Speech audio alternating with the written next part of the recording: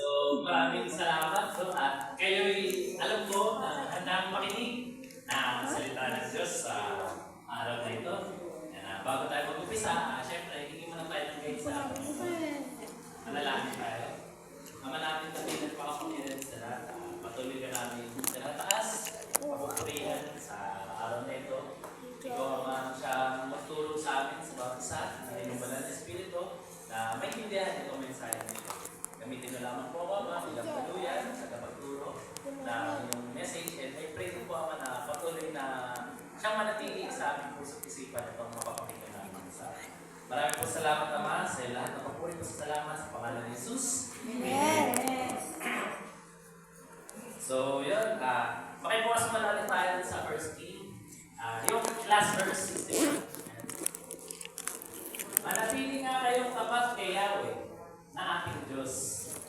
Sundin ninyo ang kanyang mga utos tulad ng ginagawa ninyo ngayon. So, para sa context, no, si Solomon yung nagsasalita dito. So, anong nangyari? Yung ipinangako niya na, na templo, na bubuhin niya para sa kay Yahweh, no, ni David, is si Solomon yung nakabuo, no, yung templo na yun, na magiging sambahan nila ng mga Israelita. So, dito, kumbaga, binibless na ni Solomon, no? Pinagpipray niya yung buong Israelita, yung buong templo na nagawa nila. So, nabasa naman natin kanina doon sa buong salitang talata, no? Kung paano yung naging mensahe ni Solomon sa bawat isa. Na ang Diyos natin, no? Laging tapat, lagi siyang tumutupad doon sa pangako niya, no? Pinagpala ni Israel, pinagpala niya, di ba? Nagkamali sila, naging pasaway, pero nanumbalik ang mga Israelita, no? At pinagpala sila ng ating Diyos na buhay, no? So, ito yung gustong sabihin ni Solomon dun sa last verse, no? Na dahil ang Diyos ay tumupad dun sa pangako niya, no? Naging tapat dun sa pangako niya, no? Sila din dapat, no? Magkaroon ng ganong katapatan, no? Magkaroon ng ganong commitment, yan, kumbaga, na pinigay sa kanila ng Diyos, na gagawin din nila. Kung ang Diyos ay naging tapat, no? Dapat tayo rin maging tapat. So, as go on, no? In the future generation, ang Christianity lumago, no? Dumating si Kristo para ipahayag yung salita na hindi lang sa Israelita, no? Kundi para din sa ating mga Hinti, no?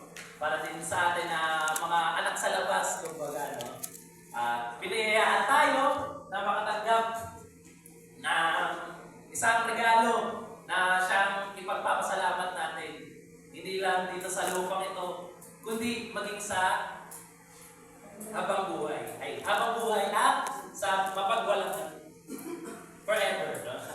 Pagkamatay natin. So, ito naman yung gusto ko rin na maging mensahe din sa atin. Bagamat sa mga Israelita sinabi ito, pero ma-apply din sa atin bilang mga nakatanggap din ng katapatan ng ating Diyos, no? Na magkaroon din tayo ng commitment dun sa pananampalataya na pinangahawakan natin. Kasi ito yung siyang magsasalba sa atin, no? Itong commitment na to is hindi naman to nabuo basta-basta, no? Ang Diyos ang unang nag-commit sa atin bago tayo. Di ba? Alam niyo yun na yung kaligtasan na tatamo natin is hindi dahil lumapit tayo sa Diyos, no? Nag-commit tayo sa Diyos. Kundi, yung Diyos yung unang lumapit sa atin. Nag-commit siya na ibibigay niya yung pinaka-mabangong alay, no? Yung dugo ng kanyang anak na upang magbayad sa ating mga kasalanan, no? So, ito nga, ngayon, ang gustong ipayag dito ni Solomon is suklihan natin, no? Tayo naman yung magkaroon ng commitment dun sa pananampalatayang pinangawakan natin na binigay sa atin ng ating Diyos. Kaya sa umagang ito, gusto ko kayo dalhin sa paksang pinamagalan kong be committed their faith. So, napakasimple lang, no? Maging committed daw tayo sa ating pananampalataya. So, pag sinabi natin committed, no? Ayon sa aming English Tagalog Dictionary dito sa application. Di ba kasi nilagay dyan, no? Pero ang commitment daw, no, is a state or quality of being dedicated to a cause or an activity. So, meron kang dedikasyon, meron kang paninindigan doon sa isang action or sa isang activity. So, which is, sa Christian terms, yung sinasabing activity is yung faith natin, yung pananampalataya natin. Kasi ito yung ano eh, ito yung pinagmulan, no? Kung bakit natin nakilala ang Diyos. Hindi natin makikilala ang Diyos kung wala tayong pananampalataya, di ba? Pwede mong sabihin, sinasabi na lang may Diyos, pero hindi, peke yan, ano yan, gawa lang ng tao yan. Pero ang mananampalataya, maniniwala yun. Kasi nanampalataya na siya eh. So itong pananampalataya na to is i-dedicate daw natin yung sarili natin dito. No? So kumbaga, ano na to, parang walang bawian.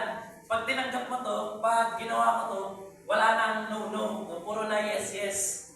No? Pag tinanggap natin yung pananampalataya natin na ito, dapat lagi tayong naka-oo sa pananampalataya to. Yun nga, dahil siyempre, tao pa din tayo, no? Hindi natin maiwasan. Nagkakamali, no? Alam mo, parang nadadaw, kung minsan, nanghihina, no? Kaya dapat, pagtibayan natin, no? Itong pinangahawakan natin itong pananampalataya. So, ito lang yung mga, mga puntos na sa tingin ko para maging commitment tayo. Maging committed tayo dun sa ating pananampalataya. No? So, unang-una, maniwala sa kanyang mga salita. Believe in His words. No? So, basahin natin yung John 8, chapter 8, verse 31 to 32. Ayan. Sinabi naman ni Jesus sa mga Hudyong naniniwala sa Kanya, kung patuloy kayong susunod sa aking turo, kayo ay tunay na pangaalagad ko. Makikilala ninyo ang katotohanan at ang katotohanan na magpapalaya sa inyo. So, ganito, no? Mga mananampalataya, no? So, hindi naman pwedeng naniwala tayo, no? Naniwala tayo, tapos wala tayong narinig. Di po ba? Amen. Para, halimbawa, si, Brother Prince, no? Sabi niya, magkakaroon ka ng 500, no? Kailangan mo lang ipakita sa akin yung valid ID mo. So, ngayon, si Prince, sasabihin niya sa mga kaibigan niya. Si mga kaibigan niya, sasabihin din nila yan sa ibang kaibigan niya. Kasi syempre, gusto rin nila makatanggap ng 500 di ba? So, may word, no? May salita na siyang kumbaga, parang pyramid, no? Mag-i-spread yan yung word, no? Na kung saan, makakatanggap ka ng 500, sabi ni Prince. Jadi, syempre, gusto ko ng 500, nalapit niya, totoo ba yung Prince, no? Narinig ko kasi, no? May nabasa ko sa chat, di ganito. O kaya, narinig ko kay Roldan, sinabi mo daw, ganyan, na magkakaroon ng 500. So, ito rin, no? Mga kapatid, ito yung magiging natin, magiging sandalan natin, yung pagbabasa ng salita ng Diyos. Kung hindi ka nagbabasa ng salita ng Diyos, no, yung sinasabi dito, hindi mo makikilala ang katotohanan. Kasi, ang mangyayari sa'yo, no, maghahanap ka ng sarili mong katotohanan eh. Pwede kang magbasa ng libro ni Albert Einstein, ni Jose Rizal, di ba? Ay, ito yung katotohanan. Dapat tayong maging protestante, no? Paglaban natin ng Pilipinas, no? Kasi, yung lagi mong binabasa, no? Libro ni Rizal, libro ng pagiging makabayan, di ba? Halimbawa naman, scientist ka, no? At binabasa mo lagi, puro libro about sa science, ganito, kaya nagkaroon ng indigenous rock dahil sa vulkan, no? Yung bato na lumabas sa vulkan, tama ba? Indigenous rock yung tawag doon, no? Igneous. So, igneous? Basta ako pa naman tawag doon. So, ano ba yun? Kung ano yung pinapasok natin sa isipan natin, kung ano yung binabasa natin, siya yung ma-adapt natin. Amen po ba? Kung malimbawa, puro anime yung binabasa mo, no? Puro manga, no? Yan, yung mga kabataan. Puro ganun yung binabasa mo. Ang tendency na, puro anime na dinihilig mo. Ay, gusto ko ng gusto ko mag-cosplay, ganyan. Gusto ko rin maging ganito, ganyan. Gusto ko magkaroon ng superpowers. So, hindi ka tulad dito, no? Malalaman, ang sabi ni Jesus, no? Anong sabi niya dun sa verse 31? Okay, balik nga po, last slide, no? Kung patuloy kayong susunod sa aking turo, kayo ay tunay na mga alagad ko.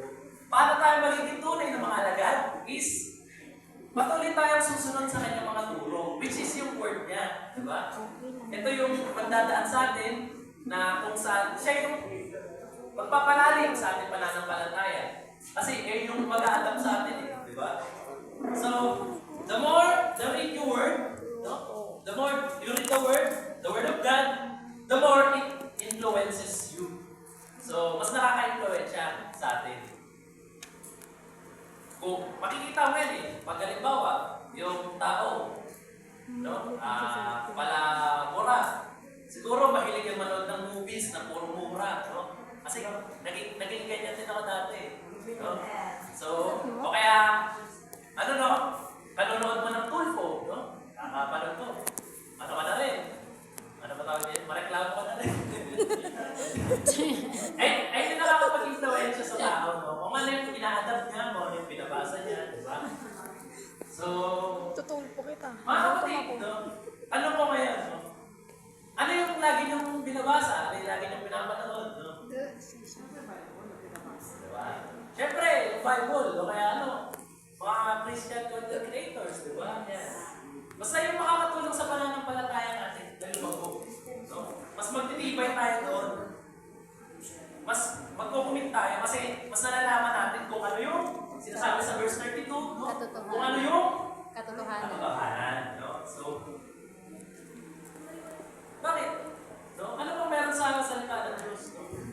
Bakit kailangan natin pag-aralan to? No? Bakit natin kailangan basahin? Ano bang meron? Di ba? Kasi, ako, nanonood ako ng anime. Bakit ako lagi nanonood ng anime?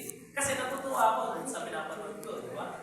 Bakit yung nag-ML? Kasi natutuwa ka dun sa pag-ML, di ba? Bakit ka nagbabasa ng ganito? Kasi natutuwa ako dun. So, bakit kailangan natin basahin yung word? Ano ba yung word, no? Sige, next slide, no? And ayon sa Hebrews chapter 4, verse 12, no? Ang salita ng Diyos ay buhay. Buhay. Hindi, alive, no? Nakakapagbuhay. Buhay at mabisa.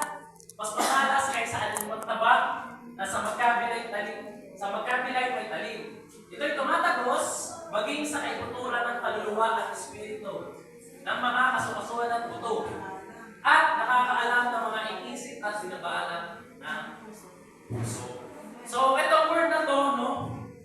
Grabe pala ang influensya ng salita ng Diyos, no? Sabi, no, yung word of God, tatagos sa ating mga puso, sa ating mga buto, no? Kasi, alam mo yun, parang halimbawa, pag nakakagawa ka ng mali, no? Tapos nabasa mo yung word of God, ay, mali pa na ako. Alam mo yun, parang, tinuturuan ka na ito. Siya yung mag-guide sa'yo, pataw mo dun sa, sa tamang daan, no? Siya yung magtuturo sa'yo na mali yung ginagawa mo. Ganito, ito ang dapat mong gawin. So, wala kang mapabasa sa Bible, no? Na kung saan tuturuan ka ng mali, no? Mapabasa mo dyan lahat, yung mga, life lessons ng mga, disciples, no?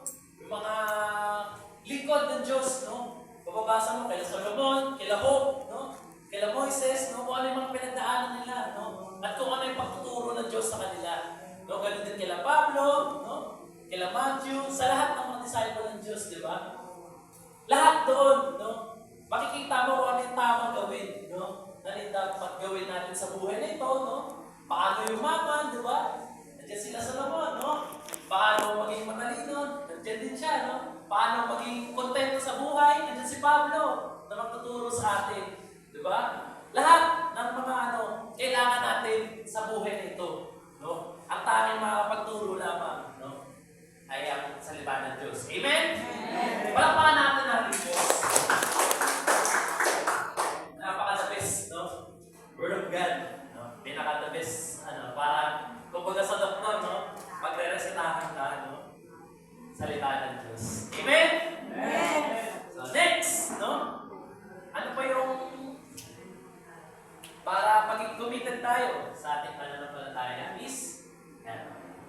Increase your faith on feelings. No? So, ito na mga kapatid. No? Ito kasi ang nagiging problema natin kung minsan na yung pananampalataya natin ay binabasa natin sa kung ano nararamdaman natin.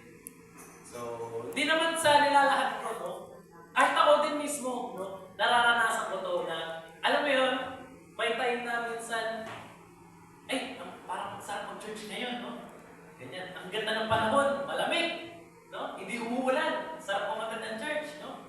O kaya, ano no, minsan na, alam mo yun, wala kang problema, no? Na parang lahat masaya, ay, mas masarap kumausap sa Diyos ngayon, no? Kasi wala kang problema eh, no? Mababait lahat sa akin, mabait din yung patira ko, mabait yung mga kaibigan mo, no? Eh, paano na lang, kung halimbawa, no? Dumating yung pagsubok, dumating yung problema, no? Kaya mo pa bang sabihin, praise the Lord, kahit hirap ka na, no? Kahit bugbog ka na sa mga problema, no? Masasabi mo pa rin ba na, thank you Lord kasi nararanasan ko to. Kaya nyo bang sabihin yun, no? So, ito yung sinasabi dun sa Santiago chapter 1 verse 12 to 15, no? Yan. Mahaba to, no? Pero basahin natin kasi mahalaga to, no? Santiago chapter 1 verse 12. Yan. Sabayan niyo po ako mga kapatid. Pinagpala ang taong nananatiling tapat sa kabila ng mga pagsubok, sapagkat matapos niya malagpasan ang pagsubok, tatanggap siya ng gantimpala ng buhay na ipinangako ng Panginoon sa mga umibig sa Kanya. Huwag sabihin ni naman na natutukso sa Diyos kapag siya'y dumaranas ng pagsubok, sapagkat ang Diyos ay hindi maaaring magtukso at hindi rin naman niya tinutukso ang tayong sino. Natutukso ang tao kapag siya'y nahain at nagpapatakay sa kanyang sariling pagnanasa.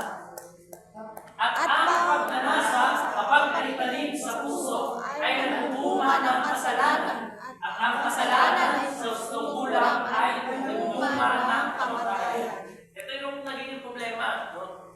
Minsan, lalo na sa mga mananampalataya, lalo na madalas sa mga baby Christian, no? Alam mo kapag, ano, nakakilala na sa Panginoon, tapos biglang nag-fire, no? Ano ba tawag dito? Biglang, ano, ay, si Lord lang talaga. Lord, parang naging malakas na mananampalataya agad, no? So, biglang nagkaroon ng pagsubok. Dahil may Diyos na siyang pinangahawakan, na nangyari, Lord, ba't mo binigay sa amin ito?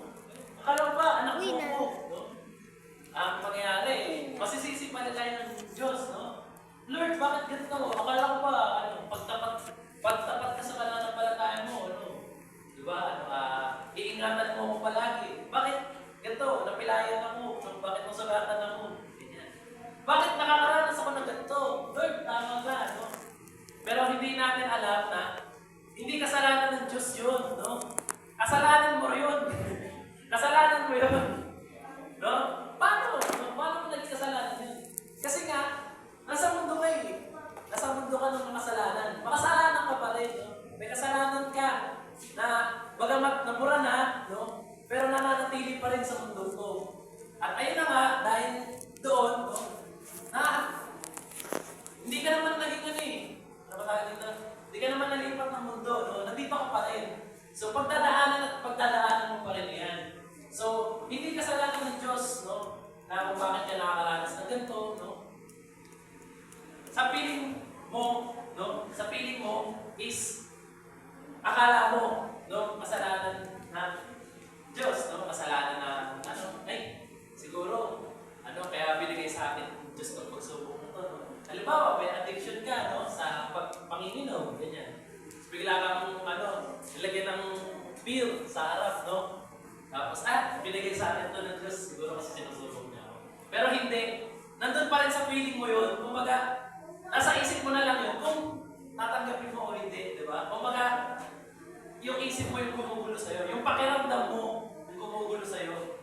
Na, totoo naman yung sinabi ng Diyos eh, na payapa ka na eh, no? Na binigyan ka na ng kapayapakan dahil sa Kanya. Pero yung feeling mo yung sinasabi mo na, ay hindi. Hindi pa rin ako payapa. Parang kahit, alam mo yun, kahit mayaman ka na, kahit nasa maganda na yung kama mo, kahit na maayos yung tulog mo, no? Tapos pagising mo, parang ang pangit ng gising mo. Feeling mo yun, no? Eh yung nararamdaman mo bilang So, hindi yan kasalanan ng Diyos.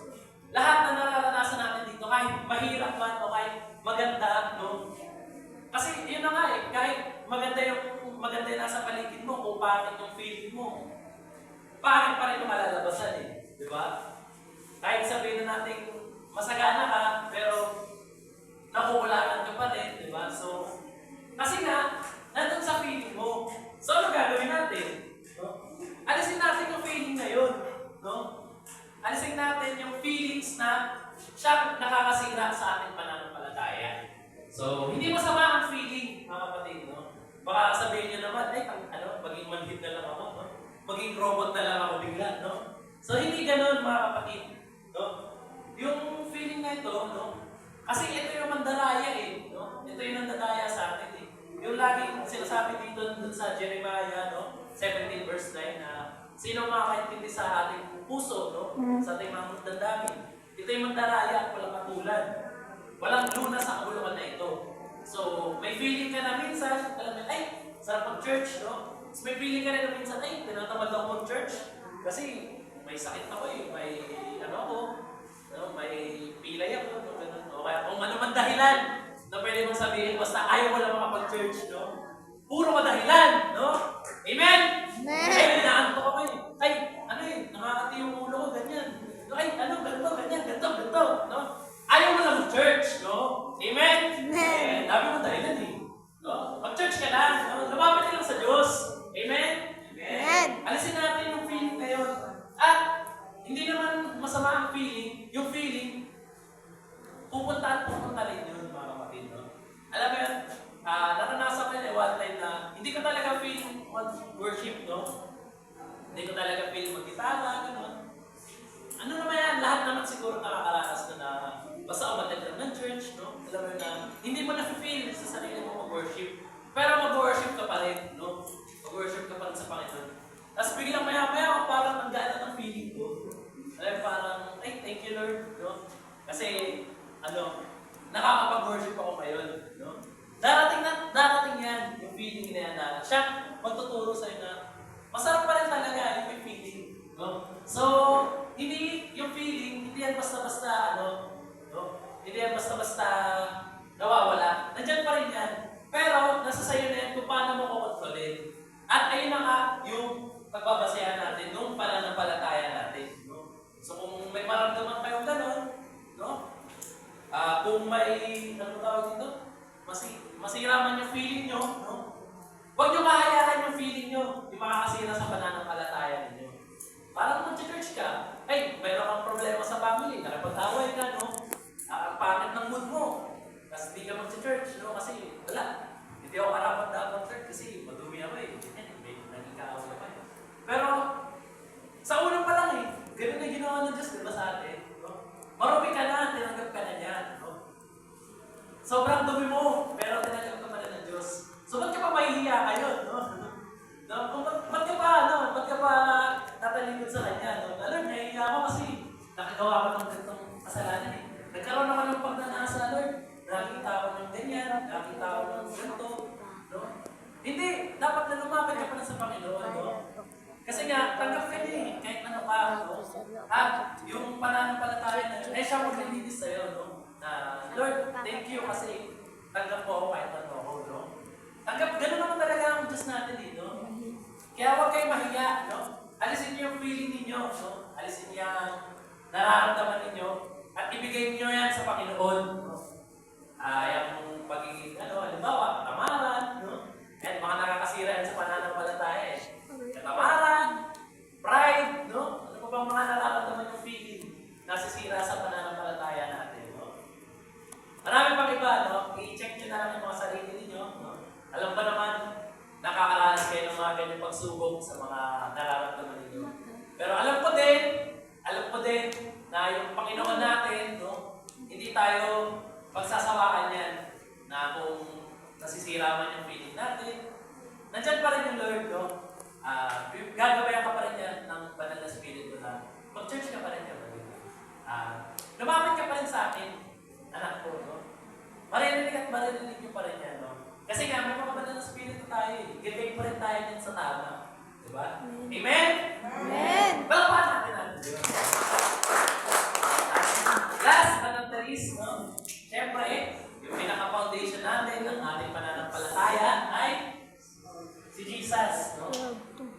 your eyes on Jesus.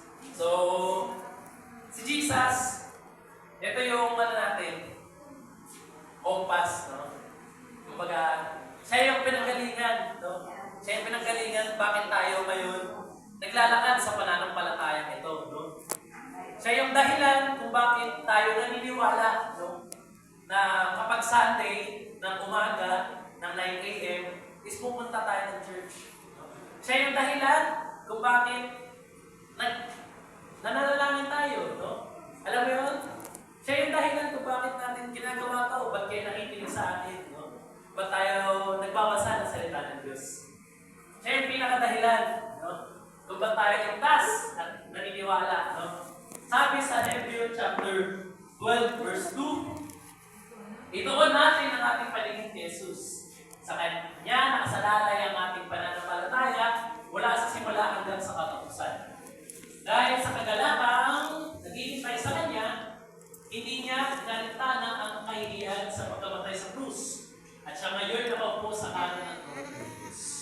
So, fix your eyes at Jesus. Itong ginagawa natin ito, no? Wala ito, no? Kumbaga, walang saysay ang mga bagay na ito o walang Jesus. So, itong Jesus na to, syempre, dapat natin siyang kilalanin. Diba? Alam nga namang sabihin kung ano, no? Halimbawa na lang, no? May nakilala kang idol, no? Na, uy, magaling mag-gitara yan eh. Pero hindi mo naman kilala kung sino yung tao na yun, no? Parang ano, kumbaga, paano, dahil nga idol mo siya, ay gagayahin ko kung paano yung ginagawa niya. Ito, magaling ito mag-gitara eh. Nagpa-practice to, no? 25 hours a day para gumaling mag-gitara, no? Gagayahin ko siya, ganun din gagawin ko. Para gumaling din ako kagaya niya. So, ganun din tayo. Hindi natin magiging kagaya sa Jesus kung hindi natin kikilalanin si Jesus. Amen? Amen. So, sino ba nakakakilala dito kay Jesus? Amen. Amen, no? So, dapat lang. Kasi kung hindi natin kilala si Kristo, no? Hindi mo alam ba't ka nandito ngayon, di ba? Hindi mo alam ba't ka nakikinig sa akin ngayon sa mga salita niya. So, kailangan natin kilalanin siya, no? Ito yung paraan para mas maging committed tayo din sa pananampalataya natin. Alamin natin, no? Bakit ba kailangan kong paniwalaan ng taong to, no? Kaya pala. Kasi sinakripisyo niya yung sarili niya para sa akin. Para sa kasalanan ko, no? Ano ako eh? Wala akong kwentang tao eh. Nagkakasala ako eh, no? Itong naman ako kasalanan na to, ano to eh? Mapapahama ko nito eh. Pero pinagligtas sa akin sa naman ng kasalanan na ito, no? So, salamat sa Kanya at hindi niya ako mapapahama. Amen? Amen. No? Kaya yung sabi dun sa John chapter 6, no? Last verse natin, no? John chapter 6 verse 28, no? Kaya check tinanong nila, ano po ang dapat namin gawin upang matupad ang pinapagawa ng Diyos, no? Kayo din, magiging panang din nyo din yan sa sarili ninyo, no? Paano nga ba yung dapat namin gawin para matupad namin, no? Para maging committed kami dito sa pananampalataya nito, no? Verse 3, yung sunod. Ito ang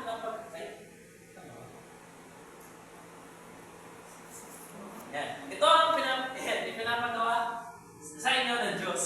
Yan. Samantalataya kayo sa sinugo niya. Yung faith, no?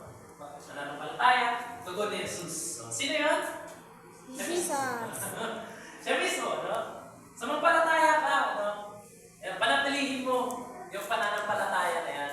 At yan yung magdadala sa iyo sa tamang daan, no? At magiging fully committed ka sa iyong faith.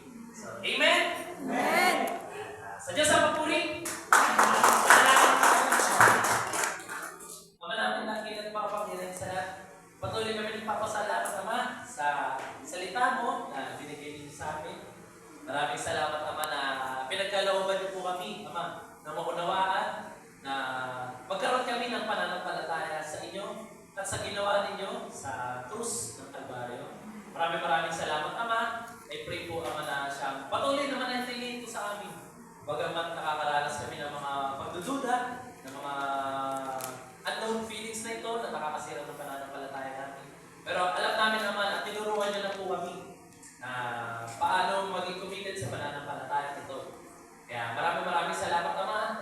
bawat isa na huwag nakawit ito ng kaaway.